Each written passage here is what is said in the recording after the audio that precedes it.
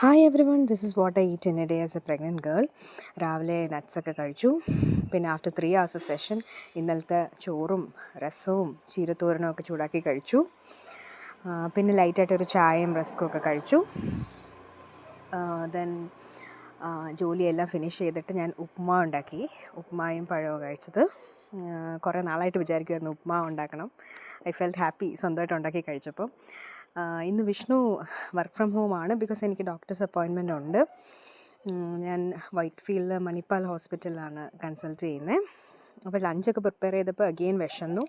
അപ്പം പിന്നെയും മുട്ട പുഴുങ്ങിയതും ചോറും രസവും ചീരത്തോരനും കഴിച്ചു.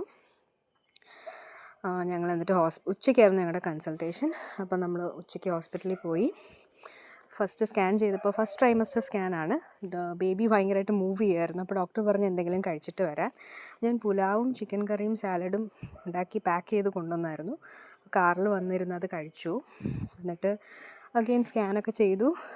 It was A great moment, life changing moment. ആദ്യമായിട്ടാണ് ബേബി മൂവ് ചെയ്യുന്നതൊക്കെ കാണാൻ പറ്റിയത്. ഇതിനു മുന്നേ 2 പ്രാവശ്യം ഞാൻ അൾട്രാസൗണ്ട് സ്കാൻ ചെയ്തിട്ടുണ്ട്, 6 വീക്സിലും 8 വീക്സിലും. പക്ഷേ അപ്പോഴൊന്നും മൂവ്മെൻറ്റ്സ് ഒന്നും ഇല്ല. എന്തോ I felt so happy, so great.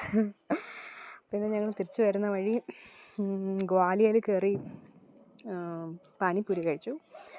പിന്നെ പല ഡിഫറെൻറ്റ് ടൈപ്സ് ഓഫ് സ്വീറ്റ്സ് ഉണ്ട്. പക്ഷേ എനിക്ക് സ്വീറ്റായിട്ടൊന്നും കഴിക്കാൻ പറ്റുന്നില്ല. പിന്നെ ഈ സ്വീറ്റിൻ്റെ പേര് ഞാൻ മറന്നുപോയി. ഇത് അത്ര സ്വീറ്റ് അല്ലായിരുന്നു, കൈൻഡ് ഓഫ് ന്യൂട്രൽ ആയിരുന്നു. അങ്ങനെ ഇത് ഗ്വാലിയറിൽ വെച്ച് എടുത്ത ഫോട്ടോയാണ്.